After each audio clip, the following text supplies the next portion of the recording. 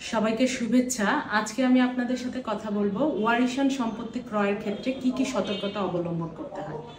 ওয়ারিশান সম্পত্তি কেনার জটিলতাটা তুলনামূলকভাবে অন্যান্য ক্ষেত্রের চেয়ে একটু বেশি, কারণ এখানে আপনার ওয়ারিশানরা ঠিকমতো বন্টন পেলো কিনা, বা যারা এই ওয়ারিশান সার্টিফিকেটে যারা আছে, যাদের নাম আছে, তাদের হচ্ছে তারাই শুধু ওয়ারিশ না, এর বাইরেও ওয়ারিশ আছে কিনা, এগুলো একটু খেয়াল করতে হয়।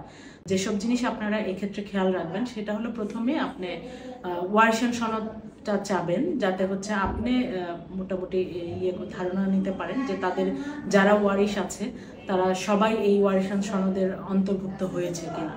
যদি কোনো কারণে না হয় তাহলে আপনি যে জমিটা ক্রয় করবেন সেটাতে একটু আপনার জন্য আইনি জটিলতা বাড়বে, কারণ এই জমির বন্টনটাই ঠিক করে হয়নি। সেক্ষেত্রে আপনি যেখানে বন্টন হয়নি বা আইন মতো বন্টন হয়নি, আপনি ওরকম একটা জমি কিনলে তো আপনার কিছুটা জটিলতা বাড়ে। আর 2 নম্বর হচ্ছে, সকল মানে ওয়ারিশান সনদ থাকার পরও বা ওয়ারিশানের মাধ্যমে মালিক হওয়ার পরে অনেকে হচ্ছে নামজারি করতে চায় না, নামজারি বা মিউটেশন যেটাই বলেন এটা করতে চায় না, বা যে বলে যে না আমরা তো এই দলিল মূলেই মালিক হয়েছি।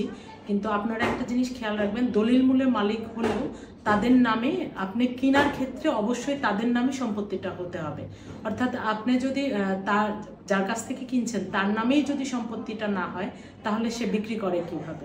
দলিল যাচাই বাছাইয়ের একটা বিষয় আছে, দলিল যাচাই করে নেবেন যে তাদের যেটা আগের দলিল, পরবর্তী পিঠ দলিল যেটাকে বলে পিঠ দলিল দেখা, বা হচ্ছে তারা ঠিক মতো আপনার ওই দলিলটাই ঠিক আছে কিনা বা এটা কোনো ভুয়া দলিল কিনা, এগুলো ঠিক করবেন। আর তারপরেও সর্বোপরি যেটা করতে পারেন যে একজন স্থানীয় কোনো একজন সিভিল আইনজীবী যারা আছে, যারা জমি জমা নিয়ে কাজ করেন, তাদের এরকম অভিজ্ঞ একজন আইনজীবীর পরামর্শ নিয়েই ওয়ারিশান সম্পত্তি কেনাটা আমার মনে হয় সব থেকে মানে সুবিধাজনক পথ আর কি। এই ক্ষেত্রে কোনো জটিলতা এড়ানোর বা হচ্ছে কোনো জটিলতা পড়ার বিষয়টা কিছুটা এড়ানো যায়। ধন্যবাদ সবাইকে।